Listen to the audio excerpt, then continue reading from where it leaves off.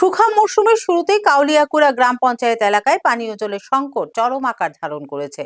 পরপর পথ অবরোধ করেও পানীয় জলের কোনো সুনির্দিষ্ট প্রতিশ্রুতি পাওয়া যাচ্ছে না। ফের পানীয় জলের দাবিতে কৈলাসহর কুমারঘাট মেইন রোডের কাউলিউমুড়া গ্রাম পঞ্চায়েত এলাকায় অবরোধ করে স্থানীয় এলাকাবাসী। তারা জানায়, কাউলিউমুড়া পঞ্চায়েতের প্রধান নেপাল দাসকে দীর্ঘদিন ধরে জানি কোনো সুরাহা না হওয়ায় তারা বাধ্য হয়ে ফের অবরোধে বসে। গত কিছুদিন পূর্বেও তারা একবার পথ অবরোধে বসেছিল। দাবি মেনে জলের ব্যবস্থা না করায় পুনরায় তারা পথব্রতে সামিল হন। অবিলম্বে পানীয় জলের ব্যবস্থা করা না হলে তারা আরও বৃহত্তর আন্দোলনে সামিল হবেন বলে জানিয়েছেন। অবিলম্বে পানীয় জল সরবরাহের উদ্যোগ গ্রহণ করা না হলে তারা আরও বৃহত্তর আন্দোলনে সামিল হবেন বলে জানিয়েছেন। আমরা স্যার আমরা বিদ্যুৎ স্যারের কাছে নিয়ে রিপোর্ট দেওয়াইছে, কইছে যে আমরা জল ফাইলেছি, ওরা তার কাছে রিপোর্ট আছে, মানে তারা নিচে ফাইলেছে, অথচ আমরা দিকে একটু অর্ধেক হইছে, বাকি হাফটা হইছে। ভিডিও স্যারের কাছে এটা রিপোর্ট পর্যন্ত গেছে যে আমরা জল পাইছি, অথচ আমরা জল নাই।